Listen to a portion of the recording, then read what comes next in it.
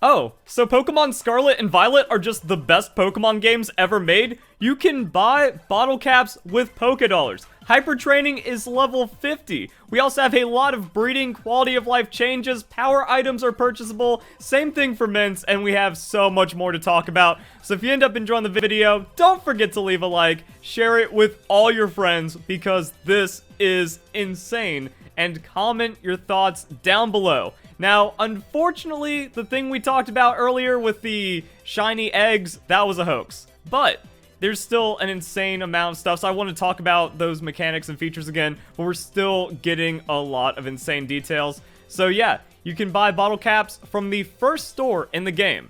They cost 20,000 Pokédollars or 20,000 League points, and this is where the quality of life just all comes together for the greatest Pokemon game ever made. We know about League points from TM crafting, so TMs can be made using League points and materials dropped by wild Pokemon, and it looks like you just get an insane amount of materials. Also, you do Terra raids, you just play the game, and then you get massive amounts of rewards, and this is what makes Pokemon Let's Go the second best Pokemon games. This is what makes Pokemon Sword and Shield one of the best, most incredible Pokemon games, because the gameplay loop is complete satisfaction. You do things, you turn around, you got competitive Pokemon, you got everything you need, and the features get even crazier when it comes to Pokemon Scarlet and Violet, and that's also going to be through an unusual source, the food. So you make sandwiches, and you get outrageous boosts. And you can buy sandwiches in shops. That's what it looks like from the leaks. So if you can just like buy shiny sandwiches, that's just turning excess money into shiny rates and stuff. That's kind of crazy. Or if you can make a sandwich really quick, then it doesn't matter. So more likely to find Pokemon eggs. That goes into new breeding mechanics we're going to talk about in the video. Catching power, that's pretty important if you're trying to catch higher level Pokemon.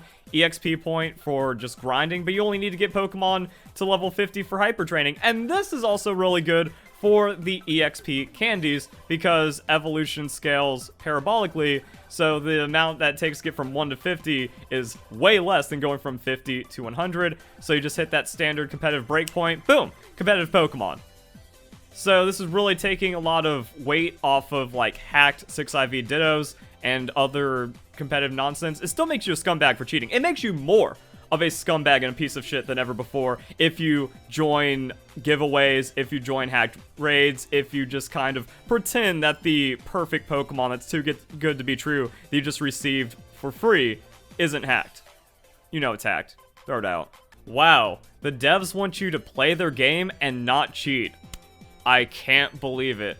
Item drop power, that just goes back into the gameplay loop, so more TM materials, more potential things to sell for money to go and buy things. I don't care about the titles, but Wolfie VGC, maybe he won't need to hack anymore now because of it. Sparkling power, find more shiny Pokemon. Humongo Teensies, whatever. And then the encounter power, more likely to find certain types of Pokemon. You spin that all together, and you just have incredible gameplay for Pokemon Scarlet and Violet. Okay, now this is where breeding gets insane. For Pokemon Scarlet and Violet, this news just came out. Egg moves no longer have much to do with eggs, kinda. You just put one of the Pokemon who knows the egg move with any other compatible Pokemon in your party while on a picnic, and then they learn it while holding a Mirror Herb. Also, update, it's only the Pokemon you want to learn the picnic move that needs to hold the Mirror Herb, and it's species independent. So they removed the direct breeding thing like we saw in Pokemon Sword and Shield. Still a great feature where two Pokemon of the same species can pass egg moves without having to rebreed the Pokemon. But now you just have a picnic with a Mirror Herb and then any species of Pokemon to pass that egg move into it. That's crazy, but it also goes into all these things where you don't have to directly breed a Pokemon. You take all of your excess wealth, then you hyper train a level 50 Pokemon, you can buy mints, you can do some easy EV training, and then, oh man, I need an egg move. Let's just have a picnic, bro. While we're there, let's make a sandwich. Easy peasy, game's awesome. They also still pass down through breeding, so if you get access into some kind of like high IV Pokemon or breeding chain, you can still utilize that, and then the egg moves work, and then you can get a lot of breedjacks or just competitive Pokemon to trade for other competitive Pokemon. There's still going to be value to breeding economy, minus the hacking and scumbags ruining the game. So, we also have updates on breeding in general. So, new breeding mechanics, picnics are portable daycares. Don't have to go to a daycare, you just do it. Start a picnic to have 2 compatible Pokemon in your party. Normal breeding rules follow. You walk around, but then it came out you can just stand there. And there's also the egg finding foods, so that helps. And then an egg will eventually appear in the basket. Also, eggs stack. So as long as you're in the picnic, and then you run around for a while, play with your Pokemon, make sandwiches, do whatever, you check the basket, there's an egg. And then you immediately check it again, there's another egg. And then you check it again, there's another egg. So you can actually store multiple eggs. As to, like, do you just leave the game open, walk away for like 30 minutes, come back and get 3 eggs, and it just AFK breeding? Is that a possibility? What's the turbo controller going to do? How crazy is that going to be? Who even knows? I don't even care that you don't see shiny eggs. So if that was a hoax, someone placed it on top of a Terra Pokemon, and we've seen this feature, and I was like, 20%, while I was making the video, I'm like, 20% it's that, or it's also like very likely Game Freak just reused the animation for the shiny eggs, because now that means like, oh, check out the really cool thing over here. But nah, it's a hoax, and again, I don't even think it really matters. So the eggs go directly to your PC. I don't consider that a drawback, because you just get enough, and then you put them in your party, and then you run around, you hatch all the Pokemon you need, and you're not doing, you know, hundreds of disposable egg breeding to get your competitive Pokemon anymore. So that makes things pretty wacky. Power items are available as soon as the player reaches the first store. This has huge implications for competitive, but also just getting through the game. If you're ever struggling, no, just buy one of the power items, put it on the stat for your Pokemon, and then just naturally run around while you're fighting tons of Pokemon or using the Let's Go feature or something, get all those EVs, and then your Pokemon's just going to have more stats than it normally would. Now, I haven't seen anything about potential discounts or how you get cheaper vitamins, similar to the Isle of Armor, where you just buy in bulk and then boom, your Pokemon is competitively set for super cheap. EV training might just be like a fun, natural thing to where, unless you're rushing a Pokemon, like, I need this Pokemon competitively trained right now, well, then you just slap on the power item, and then you do your normal training and Terra raids and stuff, and then, oh, hey, I turn around, I have a good amount of EVs on my Pokemon. Maybe that happens, or maybe it's just that you end up with so much money and resources, it's still going to be vitamins are the way to go. And then the power items kind of help tune it and save a little bit of cash, and then min-max and optimize. Also, you don't have to spend tons of battle points, and that goes into the mints. So you can buy mints for 20k in the Ghost Gym Town. Bless battle points being gone. And that's kind of thing, like, the battle tower, there's no battle facility in the post-game. That is perfectly fine, and I also like that. When you think about, a lot of people were complaining about no Battle Frontier and Omega Ruby Alpha Sapphire, or no Battle Frontier returning in general. Battle Frontier was crap. A lot of it isn't worth your time unless you're a full completionist, but that is a very, very, very, very tiny amount of the player base, or you're like super casual and that's the only way you find fun wasting time in the game. But again, that's a very, very, very tiny part of the player base, which is why it was removed. And this was also admitted inside of interviews with Game Freak about Omega Ruby and Alpha Sapphire specifically. Like, yeah, you just need the battle tower or a battle facility as a method to get battle points to get the competitive items. That way you train competitively, you learn how the game works on that front, you get the items, you go online, and then that's how competitive Pokemon works. But now instead, they're just making it completely accessible, and there's also alternate currency that then plays into the game and has like a lot of other cool stuff working with it.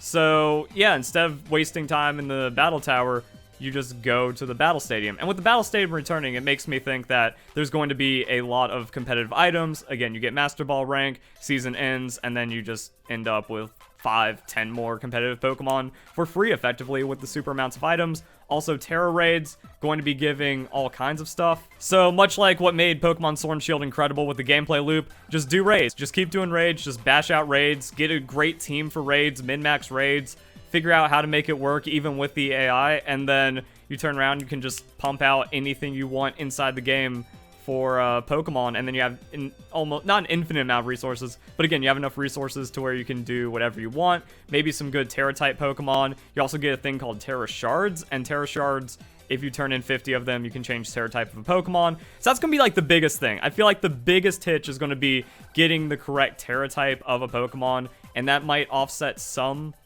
if not most, of a lot of the quality of life, so hacking will still have a very large advantage over time. Someone with infinite amount of competitive Pokemon, movesets, Terra types, EV spreads, and all of that other stuff, also even items, it's little stuff, but it still adds up. They're going to have an advantage over the person that has 20 usable competitive Pokemon that they're just locked into, so cheating still gives an advantage, hence why it's cheating. Still don't understand how there's so many people in the Pokemon community that don't understand cheating is wrong, or that Wolfie VGC is the most prolific liar, cheater, and stealer in Pokemon ever. But this is where we are, so that's like the little stupid things bringing me down. It didn't suck in the beginning parts of Pokemon Sword and Shield for me, because I was able to get enough competent competitive Pokemon in a short amount of time to at least have fun, and then I did incredibly well with Galar Beginnings peaking at 3rd place for an online tournament that had like several 100,000 people enter, so I still got it, and I'm really excited to prove myself even more with Pokemon Scarlet and Violet. Also, ranked battles will start in December, which means there's like a 2-week grace period for legitimate players to actually get their teams together, do a little bit of free battle practice and all that fun stuff, maybe some casual games. Unfortunately, 20-minute hard timer. Why Game Freak? Just make it 30 minutes, and then like you're actually going to have games finish. There could be no stalling involved in a 20-minute 6v6 singles, and the game's still going to time. Like, unless someone really screws up and there's a sudden 6-0 sweep, games are going longer than 20 minutes, especially with like animations and stuff. Unless the time, like, there isn't a way to test online, so unless like the countdown timer pauses, which I don't see happening during like move animations and stuff, yeah, it seems really stupid. But overall, don't have to do Battle Tower. I'm tired after doing Battle Tower for over a decade every time, just get the same items over and over again, and then the new items like Mega Stones or Mints that cost a lot of stuff to, yeah, it's exhausting. So that's gone. That's League points, but League points, it's just you play the game and then you have everything you need. So Pokemon Scarlet and Violet is really looking to be the best Pokemon game ever, and I've been saying that since February, since the start, when people even doubted the open world, even though the first thing said about Pokemon Scarlet and Violet was open world Pokemon.